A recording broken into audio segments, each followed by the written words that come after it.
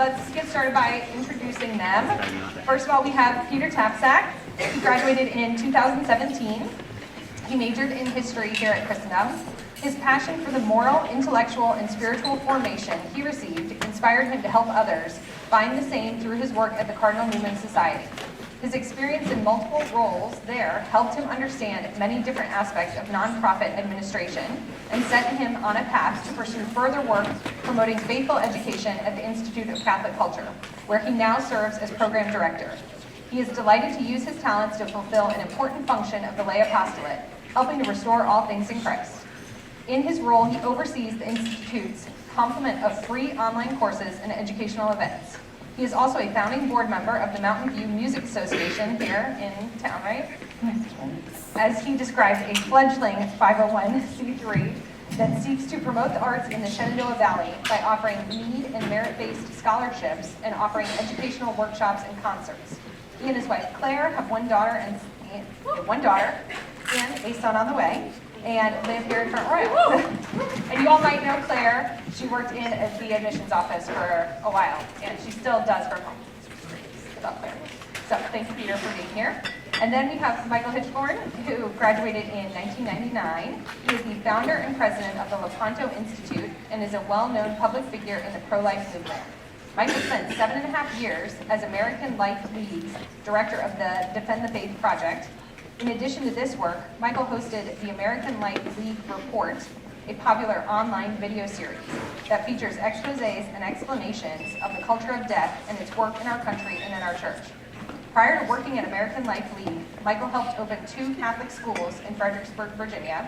He holds a BA from Christendom in political science and a master's degree in education from American Intercontinental University. In 2017, he became a member of the John Paul II Academy for Human Life and the Family.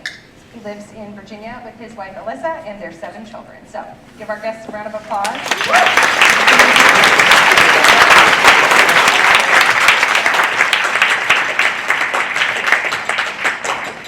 So they both work in nonprofit organizations and work, and so tonight we want to hear from them about how they got there. So we're going to kind of start with that. So, Michael, tell us a little bit about how you ended up where you are. Was it you knew you wanted to work in nonprofit, or did you kind of just end up there? You know, it's kind of funny. I look back and I think, how did I actually wind up in this world? And I've asked myself this many times. It just kind of was a series of concentric doors that opened up along the path of my life that said, okay, this seems like a good job for me, and this seems like a good job for me. My very first job out of college was to work in the communications department for the National Right to Work office up in near DC. And I got my feet wet in learning about media and how media works. And well, the job, I was there for about 9 months, and it didn't work out, mostly because the commute was just ridiculous. And I wound up switching over to education. I worked over at Randolph-Macon Academy for a number of years, and I thought, I kind of like education. And so I got my master's in education, and I moved to Fredericksburg, and I helped open up a small Catholic high school there. And I was there for about a year, and then there was another Catholic high school in the area that wanted to open, and I said, well, I'll open it for you. And I helped them open the high school, and I was there for about a year. And after that, one of the board members, who was the son of Judy Brown, said, how would you like to work for the pro-life movement? I said, I'd love to. And so I got hired in the communications office at American Life League, and I was there for 7.5 years. And through the course of my investigations and the things that I was uncovering and reporting on while I was there, it became obvious to both of us that it's time to diverge. My research had expanded beyond the scope of American Life League, so they gave me an opportunity to start my own thing, and that's where I've been ever since. What about you, Peter? Cool, yeah, it's a shorter story because I haven't been working for quite as long. So there are fewer steps, but I would describe it the same way that you did when you started out, which is, it's not that I set out to do this. If anything, I had decided, my biggest decisions coming out of Christendom were negative. I don't want to do this. I realize I don't want to do that. And instead, I do want to do something that is positive and mission focused.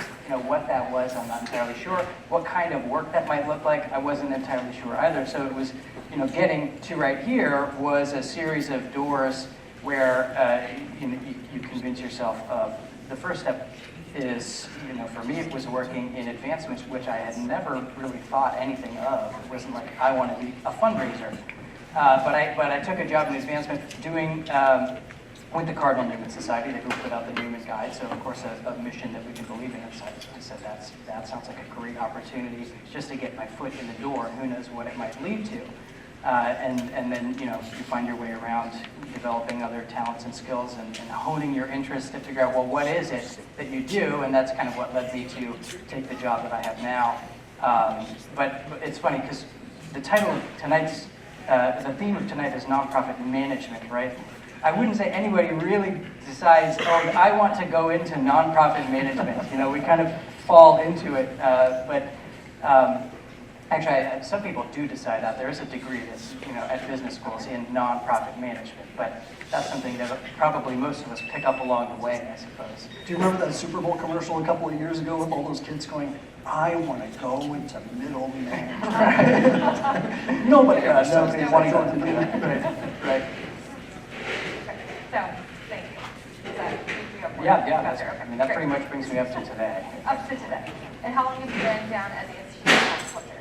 Just over 2 years. 2 years. Yeah. Okay. Did you start out there as the program director? No, so I actually had applied to be, it's funny how titles work, especially in a small organization where, it's a little bit of a formality, but I had applied to be a program assistant. I was a little overqualified for that at the time, but it was, an organization I wanted to jump in to support, and so I took that job knowing, as it came out in the interview process, that this could be more of a long-term partnership with growth opportunities.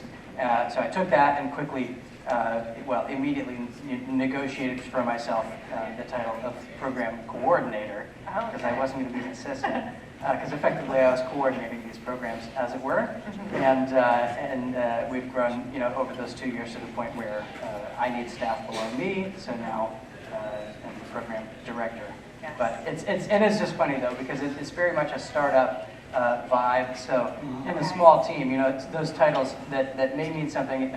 Large corporation where those are very defined roles. When you choose a small organization, it's a little more fluid like that. Sure. And you're probably wearing even more hats. A lot of hats. With- A lot of hats. With the different titles. Yes. Okay. So tell us, Peter, keep talking about the opportunities that you feel like you took advantage of along the way. So what was it before you went to Cardinal Newman? What did you do while you were here at Christendom? Nice. Yeah. The big resume item, I suppose, was doing an internship at the Heritage Foundation. I interned in their legal center. That would have been the summer after junior year, so just before senior year. I remember interviewing for that from Siena in the hotel, which was really funny, just the timing of how that all happened. But that was, I told myself I need to do an internship before the senior year begins. That's my mic. I don't know. I said I need to do an internship. I was interested in law at the time, so I chose their legal center once they accepted me. The way that that Heritage internship, like a lot of these big ones in DC, you kind of apply to get into the internship itself, and then they might funnel you to different departments depending on how the application goes. But I had a little interest in law, so that's why I ended up in that. And like I said at the beginning, that was an experience that showed me what I didn't want to do rather than what I did want to do. So I said, a lot of people told me you have a mind for law, and I figured I would enjoy the work, but I didn't want to be a lawyer. That's what that made me realize. Like working in DC, working with the lawyers, nothing against them. It's just that wasn't for me. So that's how I decided that. And then, of course, all through senior year, was thinking about grad school, but combining that with my experiences didn't end up discerning that it was the right time. But then I'd say the other two opportunities while I was at school that really, led to where I am today would be the Debate Society and the Philanthropy Board. Ended up being chairman of the Debate Society for a semester and then was on the philanthropy board. Back then, it was only 10 people, so I think that it is very different today, what that sort of experience looks like. Sure. But it was very hands-on, very practical. I used a lot of that stuff, you know, you could trace a direct line to what I'm doing right now. Okay. For sure. And especially the move to the Cardinal Newman Society and advancement, would you say like philanthropy Definitely. board helped with that? Yeah, and really just in being able to, you know, the philanthropy board, we raise, you know, so much money. It's not a job, right? It's not necessarily professional experience, but it gives you an edge in being able to talk the talk. Certainly for an entry-level interview like that, to be able to say, well, I do understand a little bit about the world of fundraising. I'm not a fundraiser yet, but I can at least kind of, you know, learn from you. We're on the same wavelength here on this sort of stuff. So I definitely think that made a difference there. Okay, yeah. So if you all are not familiar, the Senior Philanthropy Board, I don't remember how they're chosen. Does anybody on the Senior Philanthropy Board? Do we have any seniors here tonight? Okay, you were out here. So you are on the board? You just apply, okay. And Mr. Christ is the one who oversees that. But they, throughout their senior year, they are raising funds for the senior class gift and just in general trying to get the seniors to be donors. And so it is a really great experience. So highly recommend you apply for it when it comes time. So Michael, why don't you tell us a little bit about things that you took advantage of here at Christendom. So obviously you graduated in 1999, so things might be a little bit different, especially different from when Peter was here. But what are the things that you participated in, let's say? Well, so here at Christendom, back in the dark ages, the 90s, before you even had a gymnasium, yeah, that old. So, it wasn't really so much about the programs, because the programs here were very rudimentary when I was here. We didn't have the kind of career development. They actually had just started with the idea of career development while I was here. So we really didn't have a whole lot to go from, but it was really and truly the education that I got here that led me to what I do now. When I was working on my political science degree, one of the classes that I actually helped to get made into a class while I was here was it was communications and current events. And the whole point of the class was to figure out how to track a story, how to watch a story develop over the course of a period of time, how to scour the internet and look for, or actually scour news wire services and pull articles and pull different themes out of the articles and just to kind of read the political and the social climate that was being put out on the news wires. And it was that experience that led to a lot of the research that I do now. The depth of research that it takes in order to put together a firm report and how to line out the report and how to argue your points, that all came out in my political science degree. It was that depth of research and the burden of proof in able to support and substantiate what your thesis is. I mean, here we talk about a thesis in a very academic sense, but everything that I write is a thesis. I start with a premise. I have to prove my case. And like you, I have a lawyer's mind. I think in legal terms, and it's all about burden of proof, and it's all about being able to ascertain the evidence. What's the difference between evidence and proof? What's the difference between a lead and evidence? So a lead is just, well, so-and-so said such a thing, and this seems to indicate that they might have a particular ideological bent. All right, that's not proof, that's not even evidence, that's just a lead. Evidence is, well, they showed up at this party where certain things were going on. All right, well, so it could be circumstantial, it could be something that might show up as proof later on, but you still have a burden of proof. You've got to get them saying or doing something in order to put forward the idea that, yes, they did this, they did that, this is their ideology. So the burden of proof in what I report, because the nature of my reports could get me sued. If I say anything in my reports that is off, I am a magnet for lawyers. So I have to comb through everything with a very fine-tooth comb and make sure that all of my ducks are in a row and I'm not saying anything errant. So everything that I learned about how to do that, I learned here, just through the course of my classes and just through the kind of research that you do. When you're going through and you're researching your thesis, regardless of whether it's theology or philosophy or history or whatever it is, you are going to have to prove your thesis. You have to defend your thesis. And if you say something that you can't substantiate, you're going to get dinged for it. Well, if I say something that I can't substantiate, I go to jail. So, Right, we do not want that. no, I don't. And so, have you been tagged by some lawyers in the past? Like, have you been? I've not had a lawyer approach me. However, one organization called the Association of United States Catholic Priests, they're a bunch of heretics. And I can say that because they are. And by the way, that is the burden of proof. If I can substantiate it, I can say it. But back in February, I got a letter from them. It was a cease and desist letter. It was written in a very legalese format, and we've copied our legal team on this, and we expect that you won't be saying this in the future. And so I wrote them back, and I said, okay, you're upset that I call you a heretical organization.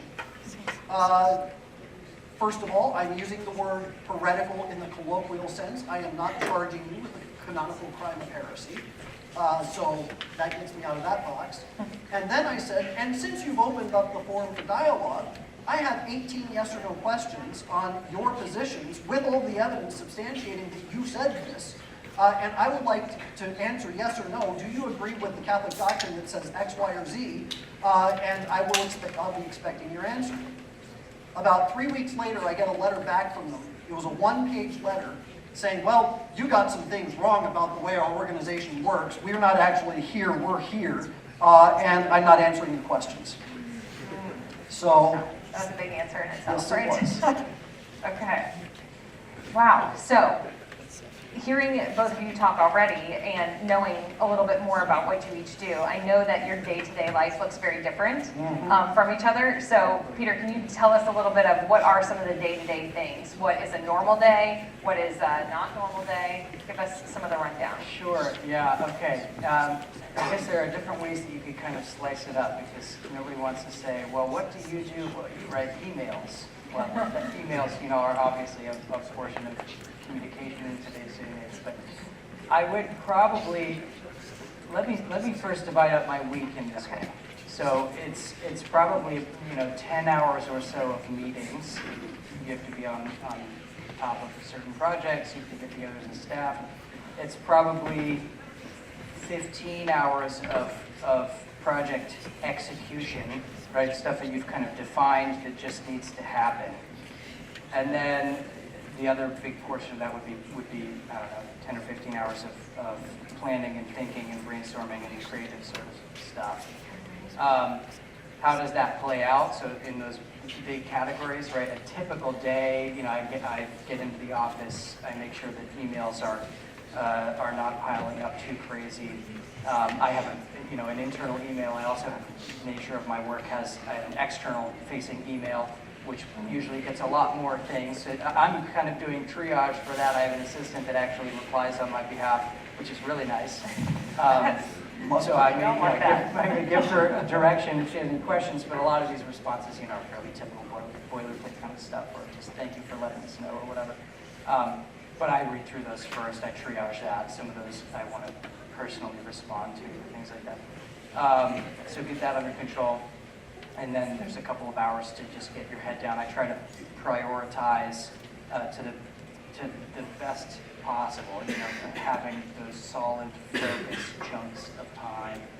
Because it's so easy for your day to just get torpedoed by thinking and acting reactively, just addressing things as they come in, leaving your phone, ringer on and looking at every text and having your email program up and letting the notifications draw you away from what you're doing. You don't want to do that. So I try to, have some good blocks of time, and then there may be a meeting or two in there, and then a couple times a week we'll have our core program offering is live classes in webinar format. So those are in the evenings. So I'll usually go back in the evening and moderate those. That's not every day. That's once or twice a week. But Are you kind of all, what's going to be. are you all still doing in-person events? No, it's all online at this point. Yeah, Okay. we've grown our audience so much nationally and internationally that to do in-person events now, we're trying to be creative about how that works. We did a trip to California over the summer. That's sort of an in-person retreat. So that was an atypical project that definitely broke the mold, just putting that on. And next year we'll probably be doing a trip to the Holy Land or something like that. So those sorts of things come up as well, and you fit time in for those, against the regular programs and regular things that you have to do week to week.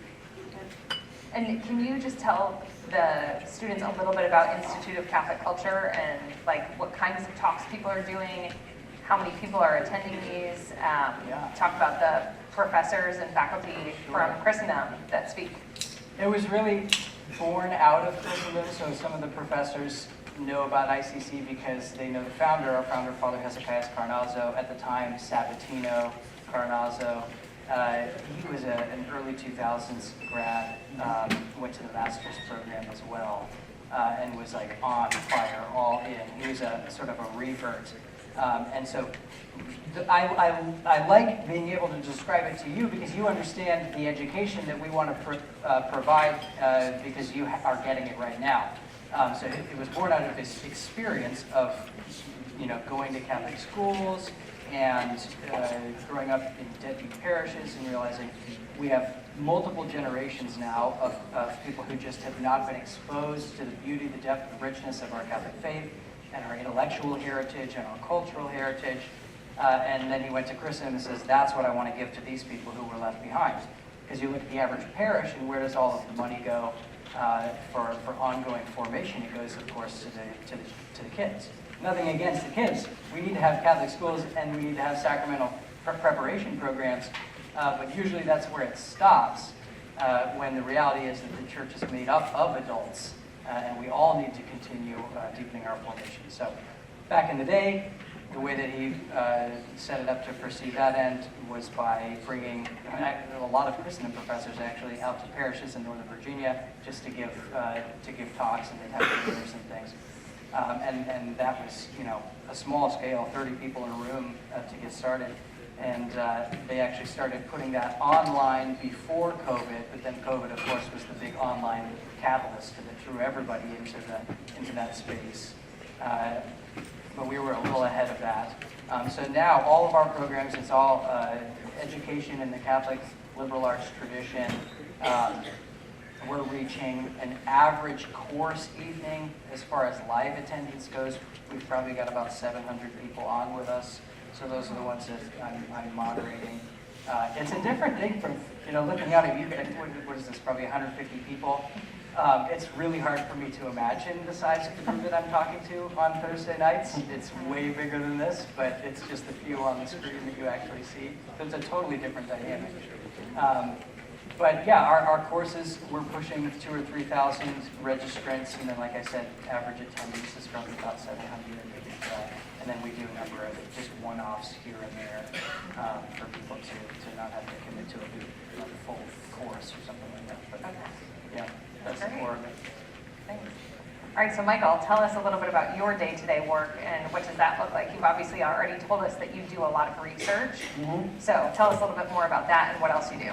So, as the founder and president, I also am the lead researcher, the press release guy, the videographer. I'm the script writer. I'm the post-edit script editor. I do all the video editing. I do all of the fundraising. I do all of the email communications. So when emails come in, I'm always responding to the emails, and it's just my day starts first thing in the morning with my feet running, and it ends at the end of the night with my feet still running. It just never ends. Sounds like you might need an intern. I am actually open to interns. Okay. Absolutely. I could use some interns. Okay. So I have to structure my week. It's not even like I structure my day. I have to structure my week. The first 3 days of the week are dedicated primarily to, Monday is answering emails, because all the emails that come in from my Friday newsletter, I have to answer all of those emails. Sometimes people have questions, or somebody says, hey, what about this organization? What do you know about this group? And I have to either take a moment to research it or just throw it to my list and say, you know what, I'll get to that when I can, and I'll respond and say, it's on my list, I'll get to it when I get a chance. So Mondays, I'm responding to somewhere around 300 emails. After that, I've got my research all set up, and I'm diving into whatever thing I'm researching at the moment, and I spend the rest of the day Monday, all day Tuesday, all day Wednesday, just researching and writing. If I finished a report, then I do all the formatting, I do all the photo editing, so I do all the Photoshop work and put together the images, make it look all nice and crisp. And then I put the report out, and then I have to write up the press release, and I send out the press release, and I make sure that it goes to the right and proper people. And then I'm calling people in various aspects of the media world saying, hey, did you get my press release? Hey, have you heard about this? This is big news because X, Y, and Z. And then Thursday, I start thinking about what I'm going to write for my newsletter on Friday.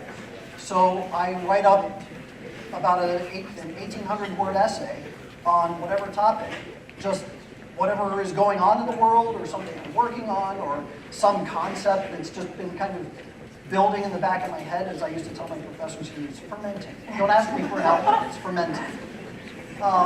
So then I'm working on that. It's going on in the back of my head until I sit down and I put pen and paper and I write out my newsletter. And then Friday nights, I do a live video stream with a small group of people that lasts about an hour, and it's usually on some topic of something important going on in the church or some research that I'm doing. And a lot of times it's just off-the-cuff conversation, but other times, because I dive deeply into a particular document, I have to be able to explain what the document means and what's going on. So I read the whole thing, and then I pull out little snippets and quotes, and I do my video broadcast on Fridays for that. And then intermittently, interspersed through that, I'm writing a book. I have interviews that I get, people call me up and say, hey, can you do an interview tomorrow at whatever time? Or can you do one this afternoon? Well, I got to set up my studio. Okay, fine. So that happens. And then somebody calls me up and says, I want you to give a speech. Can you come out to Indiana? Or can you come out to California or wherever it is and give a talk on X, Y, or Z? Okay, how much time and, get all the parameters. And then I'm also my own travel agent. So I have to make all those arrangements too. Yeah. So can you go back to, you said you are your own fundraiser. So talk a little bit about that, and how do you raise funds as one person, sure, as a lone man doing all of this work? How does that operate outside, different than a nonprofit organization would, where you have multiple people that can handle all of that? So fundraising it's kind of funny. When I was in college, or just out of college, my grandparents bought me this book. It was Michael Masterson's course in fundraising letters. And I didn't think a whole lot of it. I just kind of skimmed it and said, oh, this sounds pretty interesting. Basically, it's the science of how to write a fundraising appeal. I never went back to it until I started the Lepanto Institute, when I was like, well, I got to start writing fundraising letters. How does this work?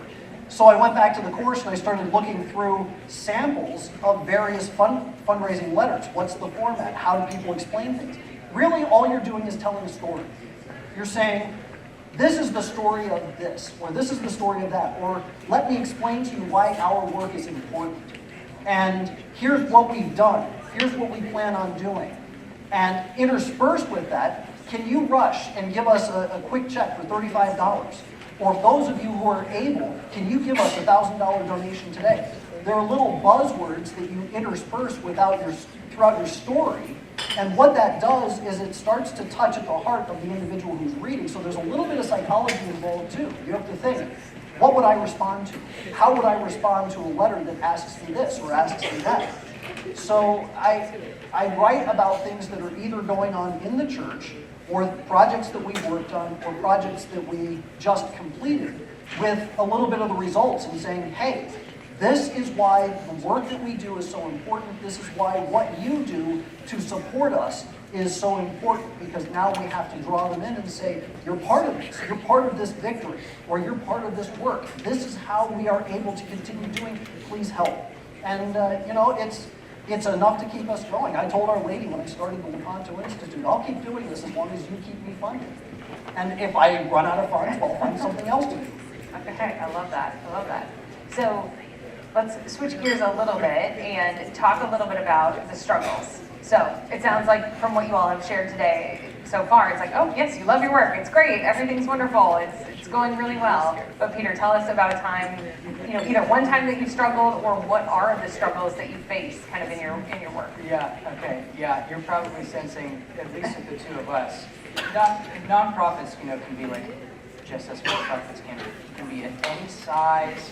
They can be, a one-man shop, or they can be differentiated, and you can have one little job that you do that may look exactly the same whether you're working for a for-profit or a nonprofit company. But for us, one-man shop, small team, you wear a lot of hats. One of the biggest struggles is just managing all of the different projects and making sure that you're able to keep the ball moving down the field and not get too caught up in trying to do too many things at once. All good things, but if you move everything forward an inch, if you move 20 things forward an inch when you could have moved one or two of those all the way to the end, that can be tough. So this summer was actually really just a pile of things. Oh no. Yeah. Sounds like you need an intern as well. Hey, I know several. And this is something that, you can either be merely reactive to. It could simply happen to you. Sometimes it's the perfect storm. Sometimes you are able to see it coming. But of course, every time you want to make sure you're pulling lessons out of it to make sure that, well, if it could have been avoided, you don't let that happen again. So what was the particular struggle this summer was we were planning this trip, which was one of those big projects, this trip to California, a retreat for people. So we wanted to be really personal, really high touch, make sure that we were thinking through every detail, and that was on top of our normal slew of programs that are a full-time job. We were doing pretty well, making sure that everything that was normally going to be going on while we were away was done either ahead of time or delegated out so that we could be fully present there. But then, of course, the perfect storm did start to come in. Some members of our group got COVID. We started to fall behind on maintaining the coordination with the office. And then this was the mistake that I have learned from, right?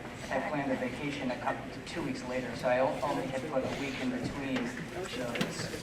And so I caught COVID at the end, came back and was sick, but had to turn around 2 major projects that week, and still had to make it happen. Like sometimes you just have to work when you're sick. But yeah, so that was tough, and you just have to learn from those, because sometimes you can't avoid those situations, but you can be just thinking, if you don't have control over the team or the team's projects, you can try to at least be working on your own knowledge and clarity of what's on your plate and what's coming, so that if maybe you can't decide not to do a particular project, but the more clarity that you can seek for yourself to see those things coming will only help. That's just another general tip, is that clarity doesn't come from anybody but you. I mean, it can be the case for some people working that, that your job and how success is measured is simply going to be handed to you. But more often than not, I think you have to ask the questions that get there. Or even it can be illusory. You can think that you have clarity on a project, but when you actually get to working on it, you don't, and you have to take time to think about that, to learn from previous lessons, like mistakes and things. Mm-hmm. Yeah, I hope that wasn't too just general and abstract. But no, I think that's good. Cool. And so the struggles are, the main struggle is not having enough time to do all of the things that you want to do, because you have to wear so many different hats. Resource allocation. Yeah, and especially in a nonprofit, because you're mission-based. Your entire team is mission-based. Everybody wants to be making an impact. So it's even harder to say no, right? When a good idea comes up, you want to jump on it, but you have to be real. You have to be brutally honest with yourself and with your team. Just the realities of being able to get things done. If you overcommit, you end up getting less done than you could have initially. Well, what we call that is mission creep. Mm-hmm. So mission creep is the #1 killer of any nonprofit. Okay, tell us more. So mission creep, what mission creep is when you start to take on more projects than you can manage. And somebody says, hey, how would you like to participate in this one event? And your time is already all allocated, all your resources are already allocated, but this is a great opportunity. And it doesn't quite match with your mission. It's tangentially attached to it. You know, it's because I'm a Catholic organization, this is a Catholic event, so I should be there. But it doesn't hit the mission. What is the mission of the organization? If the mission of the organization is to produce reports, but they want to have you participate in an event that doesn't really have anything to do with those reports, that's called mission creep. And as you start to adopt more of these external projects that take you out of what your core mission is, you'll kill the organization because you lose a sense of why you exist to begin with.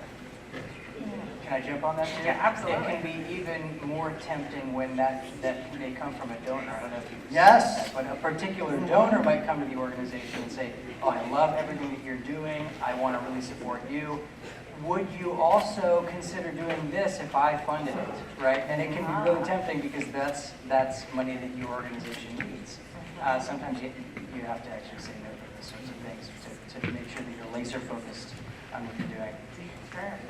Okay. Michael, do you have other struggles that you've dealt with that you can share? Yeah, absolutely. So time management it's really the hardest thing for me personally because I have so many things that I have to do. As the face of the organization, the head of the organization, I'm making all of the decisions. I have a board meeting tomorrow at 2 o'clock, and then I'm going to Pittsburgh that afternoon.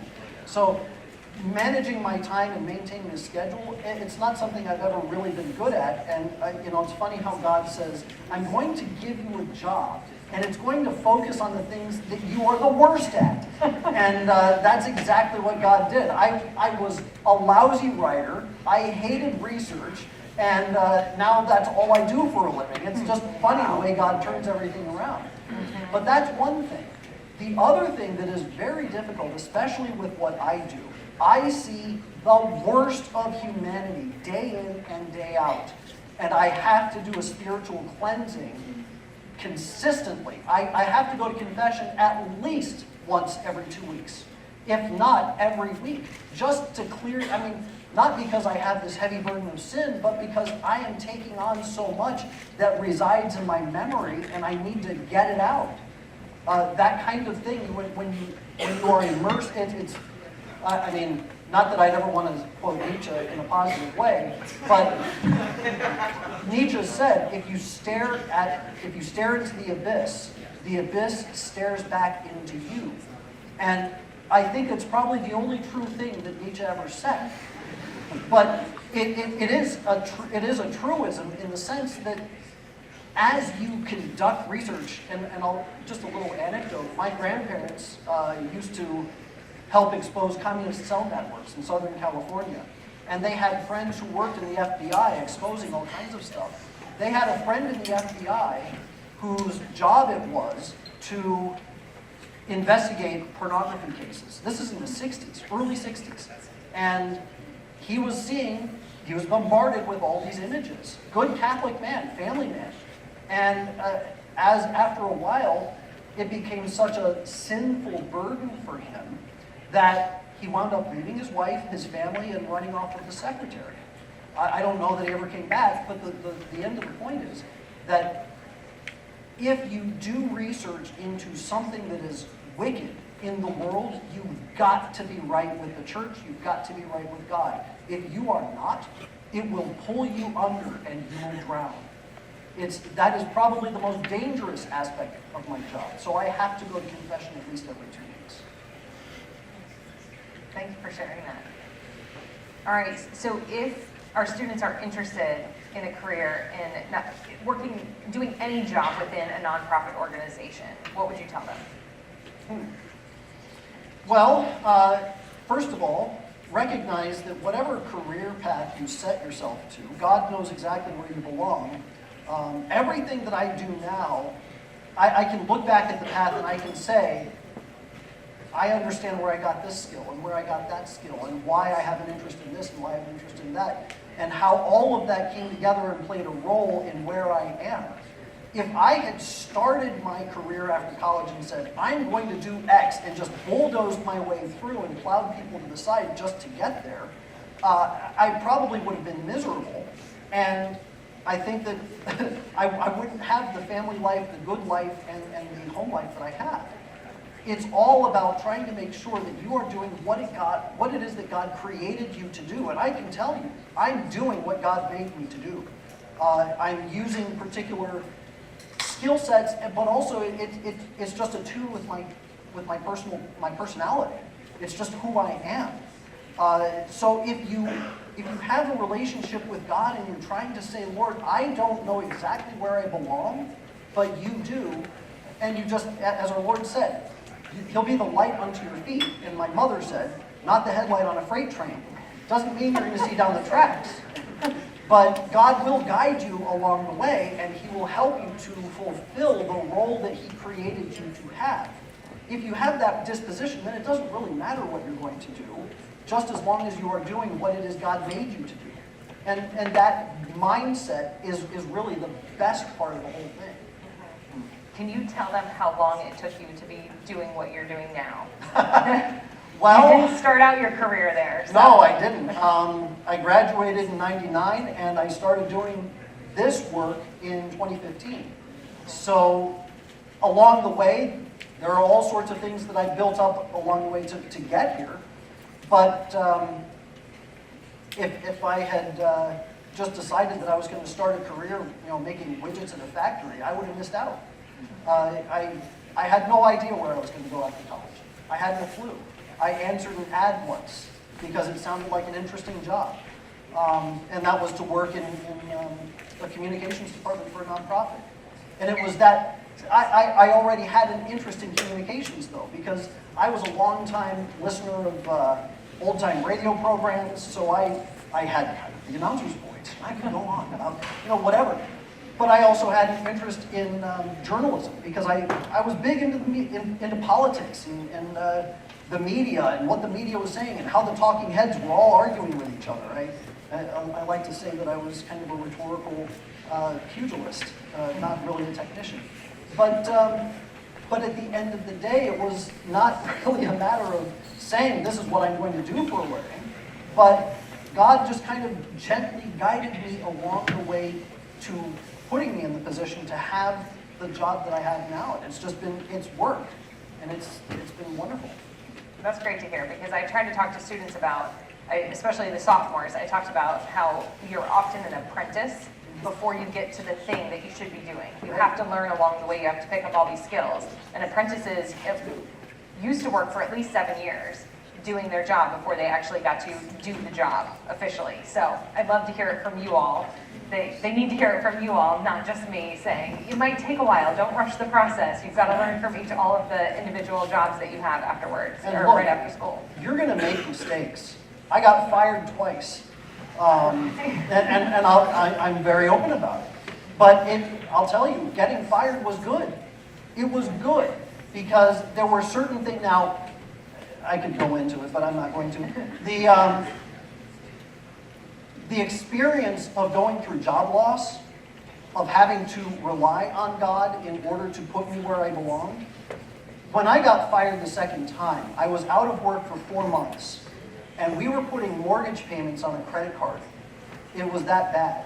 And I was looking for a job, I was scouring, I was applying for things, nothing was coming up. And finally, I went to adoration one night. And I spent an hour in adoration, and I complained to God for a full hour, just nonstop. My mouth was going. And finally, after an hour, I said, you know what? I've been here for a holy hour, and I haven't listened to a single thing. I've just been yammering on this whole time. I'm going to stay for an additional hour, and I'm not going to say a word. I'm just going to let you talk to me. And I sat there, and I stared at that monstrance, and about 15 minutes, I was just looking, and I said, here I am in church, and 20 feet away from me, right there in the monstrance, is the creation of the entire universe. Right there, just 20 feet away. And I said, or I didn't say this, I was just thinking it, but the creator of all things, who knows the placement of every dust particle in the entire galaxy, in the entire universe, who knows perfectly where all of the wealth is, is right here in the room with me, and he's looking at me, and he loves me. And I'm complaining. What right do I have to complain? And in that realization, I said, Lord, I know that you love me, and I know that you'll put me where I belong, and 2 days later, I got a job. Okay? So the point is that there is a level of abandonment that you have to engage in to say, I don't know where I belong. And that's an act of humility, because you don't. You don't know where you belong. But God does. He has a job for you. He has a place for you. So you just turn right around and you say, Lord, place me where you want me. And be willing to go there, even if it means something hard. Especially if it means something hard. Wow, that's pretty powerful. Yeah. Thank you. Tough to follow. Was the question how to get into a nonprofit? Well, I did start by saying, what would you tell students who want to go into a nonprofit? But I would also love to switch gears a little bit and hear from you all about what are you most proud of in the work that you've been able to do thus far? I'll let you go first. Okay. Yeah, can I just add to that last Absolutely. question, and that, because it ties in, I guess, a little bit to what I'm about to say. And that is, it strikes me that there are kind of two ways into a nonprofit, either through the mission or through the job. And for me, it was through the mission. What I mean by that, again, it's a very broad category, but some people will say, I believe in what you're doing, I want to work with you, I'll do anything. And then you get in and you start to hone what you need to be doing. Or you have a particular skill set or aptitude that leads you to a nonprofit down the line. Maybe you're an email marketer or something like that, and you cut your teeth in the for-profit space, and you say, now I want to do this for a mission. And then that's the other way in, right, is through that particular skill. So what I'm most proud of is being able to take what was most transformational for me and directly give that to somebody else, and not just that, but be able to connect people who want that experience as well, of giving it, not just receiving it, connecting the donors who don't know, you could give $20, $2,000, $20,000 to effect something, but when that thing is what was most transformational for me, so the education that you receive here at Christendom, I was so on fire for it that I couldn't go to grad school because I didn't want grad school to be something that it wasn't, right? Which was, I wanted to go there out of love, but grad school is vocational school. Don't deceive yourself. Right? It costs a lot of money to get something, to get a master's or a PhD. To go there. That's job training, yeah. So, but I get to do something that I love that is absolutely, steeped in the stuff that we're doing, and it's awesome to see other people, their lives transformed in the same way. Okay. Okay, what about you? Well, it's really hard for me to pinpoint exactly what I'm most proud of. I can tell you what I'm pleased with. I get emails, I get letters from all kinds of people who like to donate, or even people who can't donate but do appreciate the work that we do. And just a couple of days ago, I got a message from somebody who had kind of dropped me like a rock and said, you know what, I don't want to have anything to do with you, I think that you're nuts, and just kind of walked away. This person wrote me, they'd been away from the things that I've been writing for, gosh, I want to say about 10 years, and just wrote me an email a couple of nights ago and said, I want you to know that I've been watching you from the peripheries, and not only have I returned to the church, but I'm going to the traditional Latin Mass, and I had you to thank for that. So there's something that hits you right here when somebody tells you something like that, because on the one hand, you don't want to be responsible for somebody else's soul. On the other hand, you always are. You always are. So if you represent Christ well, then Christ will give you the consolations of touching other souls. And I think that that's really the greatest gift for what I'm doing now, is the ability to reach out and to touch souls and to help others find Christ themselves, because I don't want to be the conduit for that. It's too much of a burden. But on the other hand, the fact that God has used me for that purpose, I find delight in. So I think that that's the best thing that I can do. All right, so before we take questions, I want to just ask kind of a last question of what didn't we get to talk about that you were hoping to share with the students? Because there were several other questions I sent you all, but we won't have time to get to them all. So is there anything that we didn't cover that you want to?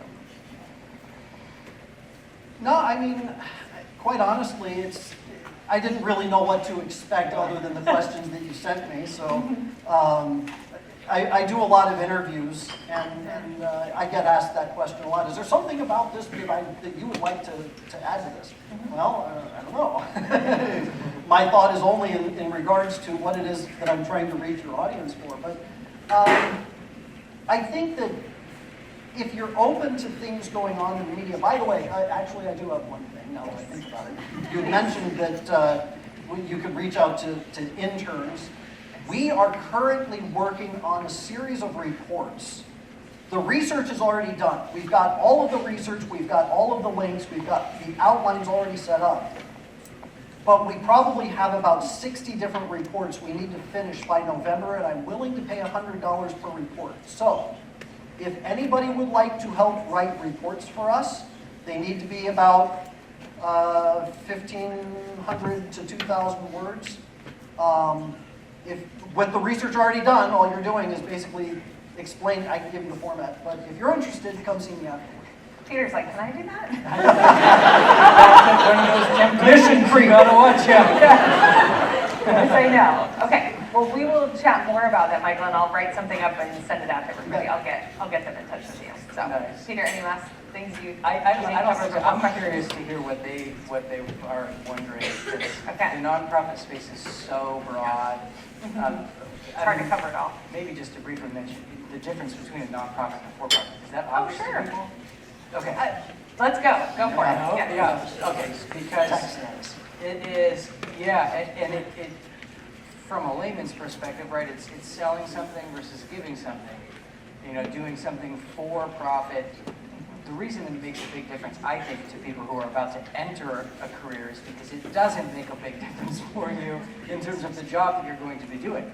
A for-profit company, you know, until you're an owner of a for-profit company, you don't see any of that profit. You're a wage earner.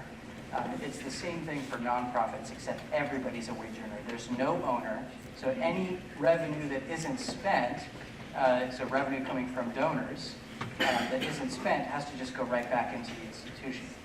Whereas in the for-profit space, it's the owners who get to take that and do whatever they want with it. Maybe they put it back into it as investment, but maybe they don't.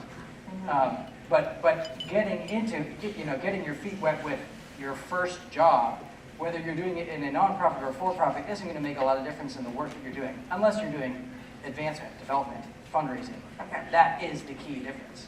And for that reason, I would actually, it was kind of accidental for me, but I think it worked out really well. If you want to just get into the nonprofit space, if that's just an abstract idea for you that's really attractive, I would suggest starting out in advancement, because that really gives you, that encounter with the key difference of a nonprofit. Donors are the heart of it.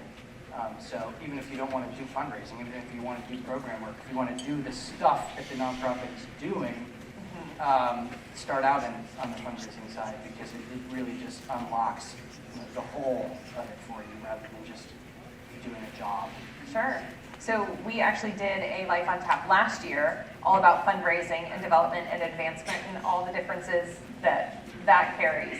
And so if you want to, that is actually on our YouTube channel and I can send it out. So if you are looking for that, I'd be happy to share that. Thomas Ward, who works here at Christendom, and Katie Brysick, who worked at the Thomistic Institute but is now doing something at Notre Dame. So she was here virtually for us, but they shared a lot about it. It was fascinating. I was very pleased to learn all about that, so thank you for that. And so it's a fascinating dynamic that, in the for-profit space, your constituencies are all the same. Everybody's motivated by the bottom line. Are you making money? Are you efficient? You can improve how much money you're making in a number of different ways, right? But the company is organized around one principle, whereas for a nonprofit, it's organized around two. You have to do the work to serve people, and then you have to convince usually a different group of people to fund that. So you're serving two constituencies, you have two messages. So it's an added challenge, but it's a cool difference. Yeah, thank you. We should have started with that. I apologize. We should have started with all that, so thank you. All right, Lizzie, if you want to come out. Who has questions? Feel free to raise your hand, stand up, and then Lizzie will bring the microphone to you so that we can hear you. Yes.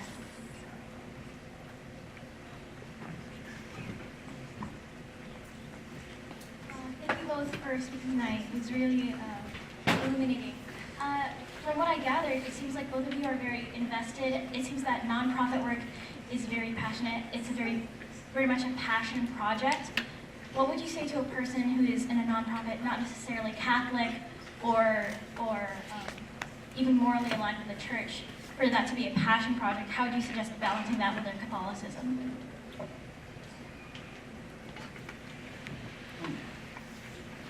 So if I understand the question correctly, you're wondering how do you engage in a passionate endeavor with an organization that may not have something that is either in line with church teaching or necessarily a passionate thing within the church itself? Okay. I mean, obviously, wherever you are, your job is going to be your job. Whether you're doing fundraising or whether you're doing communications work or whether you're doing donor development or whatever the nature of your work, the work is going to be the work, and that's just what it is. If you're good at it, you're going to be passionate about it because you're good at it. It's like sports betting. If somebody's good at sports betting, they're going to go around and be like, okay, I'm going to watch every game because I know exactly what this player's going to do and how he's going to do this, and I can predict it because I'm really good at it. Okay? So he's going to be passionate about sports betting just because he's good at it. But in many respects, if you have a particular passion for something, you can bring that to whatever job you have just because you have a disposition to complete that particular job. Individually, you're going to run into people and talk about things, and if you have a passion for your faith, but the job that you're doing doesn't have anything to do with the faith, you can still absolutely talk about the faith and try and draw people to Christ regardless of where you are. And you would do that even if you were on the street corner and seeing people who are homeless and just sit and talk to them and give them lunch or something. It's just, you bring that passion of the faith with you wherever you are, and then it doesn't really matter whether your job is geared towards it or not, you just have it. Yeah, and it's not, if I understood, another part of your question, it doesn't have to be a Catholic nonprofit, right? If you believe in the mission, a nonprofit ought to be quite focused on what it's doing. Going back to that mission group idea. So that means no nonprofit is going to be, the totality of what the church ought to be doing. That's the church's job, right? So you may find one that maybe it's explicitly Christian, maybe it's not even that, but if you believe in the mission, right? What makes a nonprofit is that tax distinction and how it's set up. It's not that that working in a nonprofit for Catholics means you have to find Catholic ones. And then, like you're saying, you obviously bring every part of you into it. And Michael would be the first to say, if you're working in a nonprofit that is doing something wrong, that's probably a problem. Yeah. All right, who else? What other questions are there?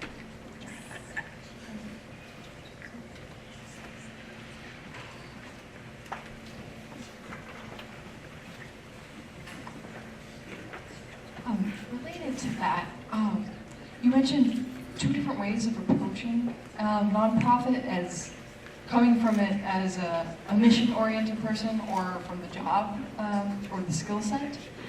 Would you recommend, if you think you are mission-oriented, but in order to serve the mission better, should you start by perfecting the skill set, maybe in a for-profit setting, and then bring that to the nonprofit and the mission, or is it you get in however you can? into the nonprofit mission that you're really focused on? Yeah, that's a cool question because it allows me to clarify. I just meant that there were sort of two avenues through which one could get started, not that one ought to go one or the other. So like you're saying, if you find a good opportunity that you either have already cultivated some of the skill set for at a place that you really believe in, that's awesome.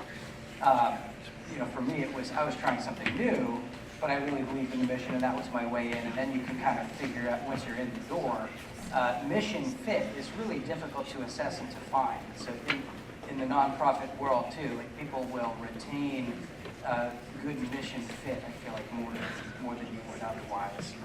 You could get a different job in the organization if it's clear to you and your managers that you're on board, right? That's hard to hire for, so already having that is great. But the best piece of advice that I got, like from the career development program or somewhere, right? I think senior year, as I was thinking about these things.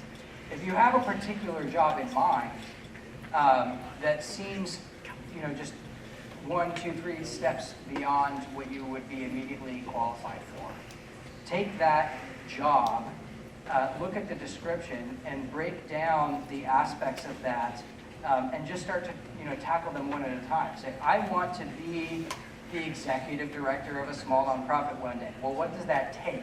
You can find some sample job descriptions out there.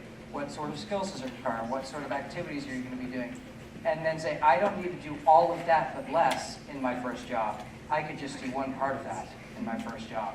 And there you're working towards that goal. It's not at all wasted effort. And you may find that in doing so, you discover a passion or a skill or a talent that actually takes you a bit off course, but even that obviously is a discovery that gets you to where you should be.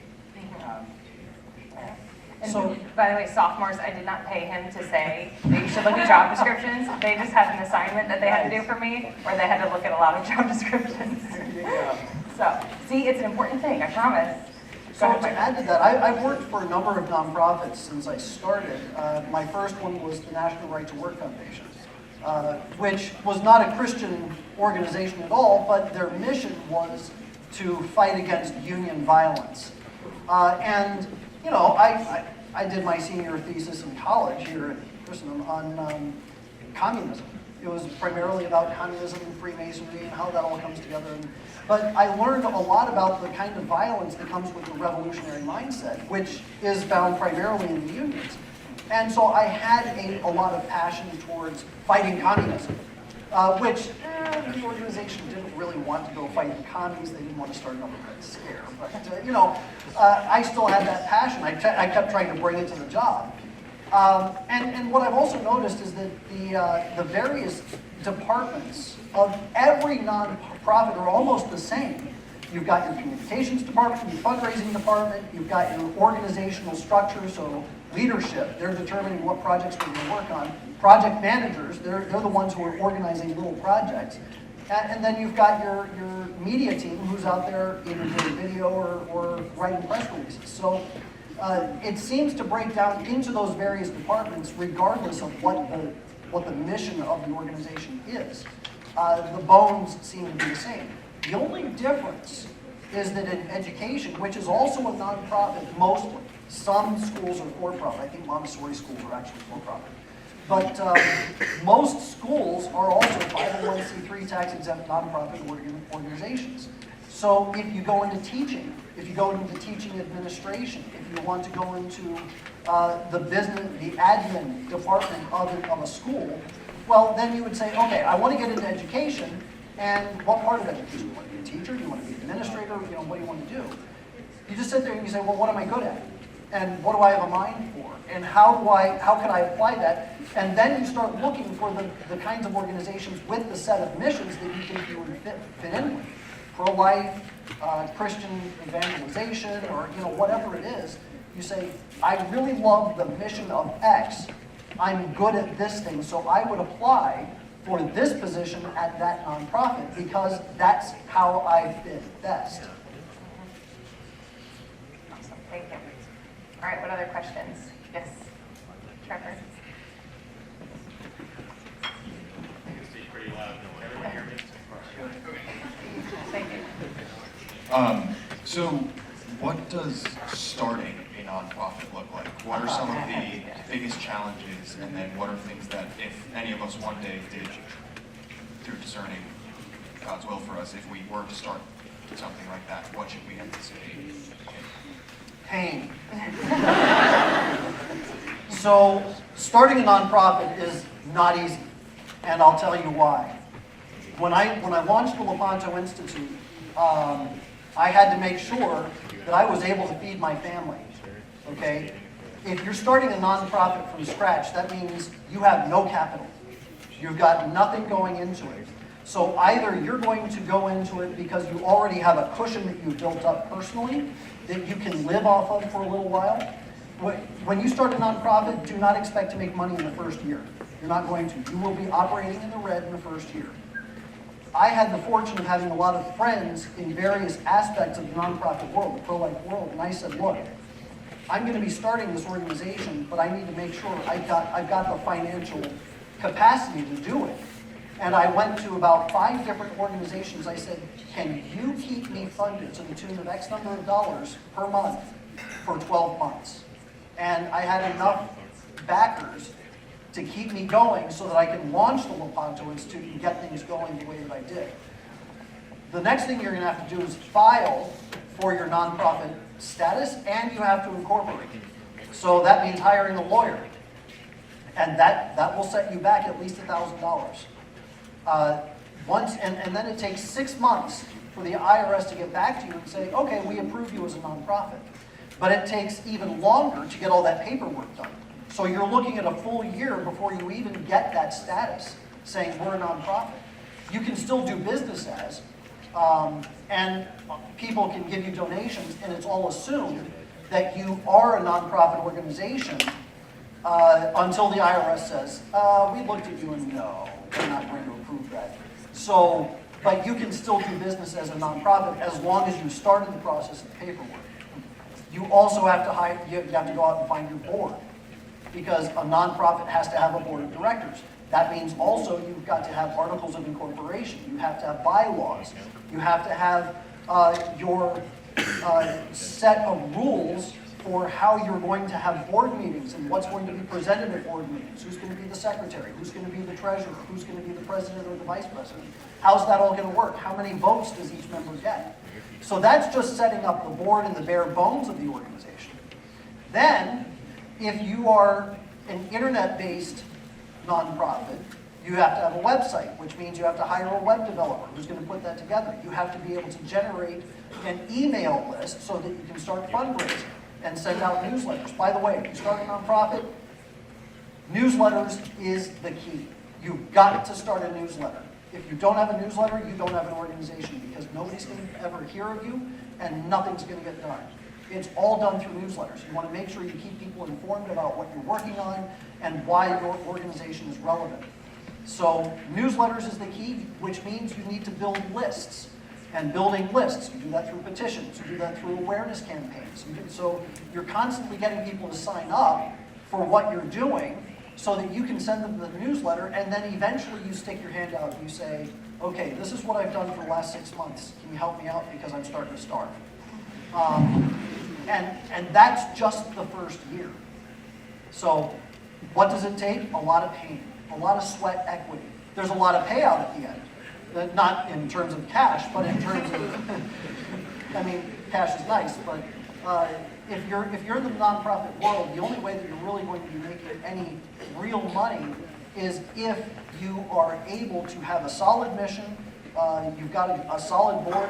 Board members are key. You want to make sure you've got a good board, because they're the ones who are out there helping you fundraise.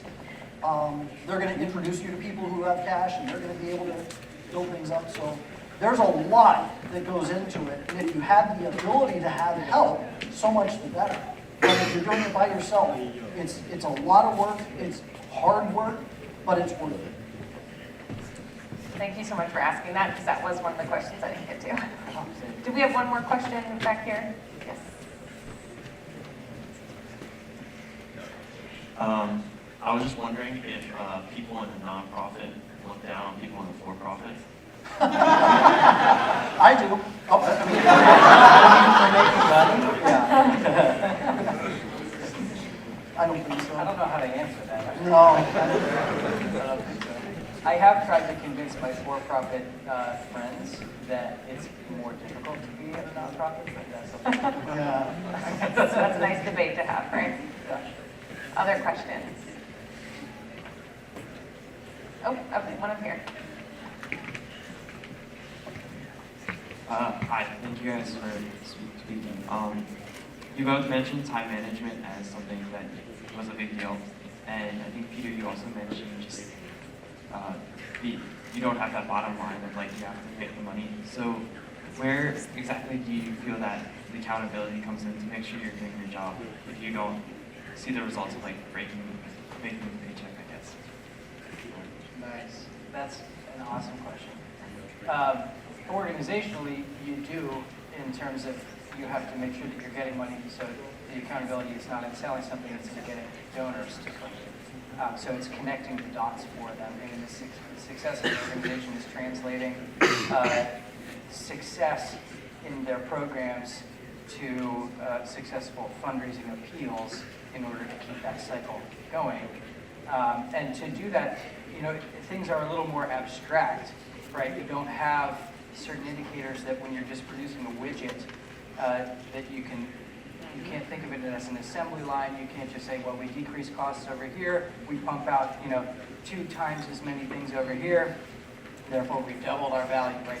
It's more abstract, so you do have to set certain key performance indicators and strategic goals. And so as an organization and as an individual, like you in your job, and it may depend on what your job is. Like Michael was saying, there's standard departments in different organizations. Success is going to look different in each of those, very different. But I'd just say in the contemporary economy, people talk about knowledge work. The world that we're in, where the emails are at the speed of electricity and stuff is coming at you left and right, but every one of us needs to be working on fostering good habits of time management and like I was trying to get at earlier, clarifying things that aren't inherently clear. If you're on a factory assembly line, your job is very clear. You were trained on it and it's exactly the same and it's very concrete. For a lot of us, our jobs are not very clear. You have to define it. It's not going to be defined for you. So you have to make sure that you're thinking that through and cultivating habits that allow you to do that, have the space to do that, and using tools. I mean, time management sounds very unglamorous, but it's very important. Yeah. It's necessary. It's super necessary.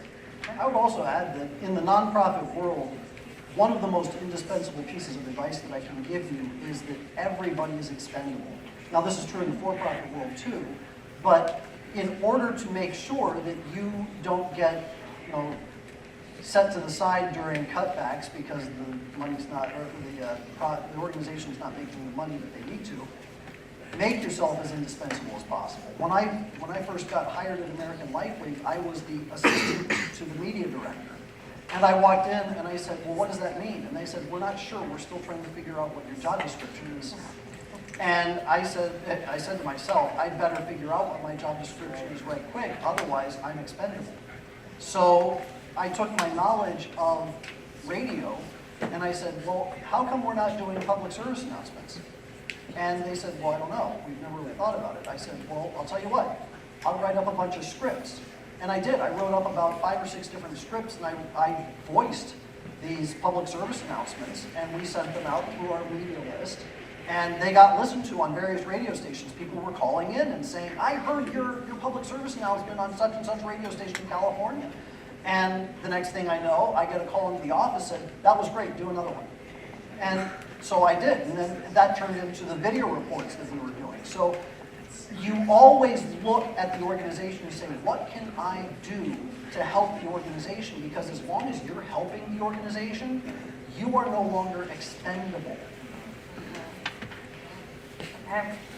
I think we might have to end there just based on time, but I know that we could keep listening to you all share these different stories, so I really appreciate you all doing that tonight. And I hope I'm really sorry. I learned a lot, I don't know about you all, but I will follow up with you all via email when I get some information from Michael on writing those reports. And if you have further questions, feel free to email me and I can get you in touch with either one of them. If you guys don't mind hanging out for a couple minutes, sometimes students want to ask individual questions. You're welcome to do that. But thank you all so much for coming, and we'll see you at the next one in a couple weeks. So,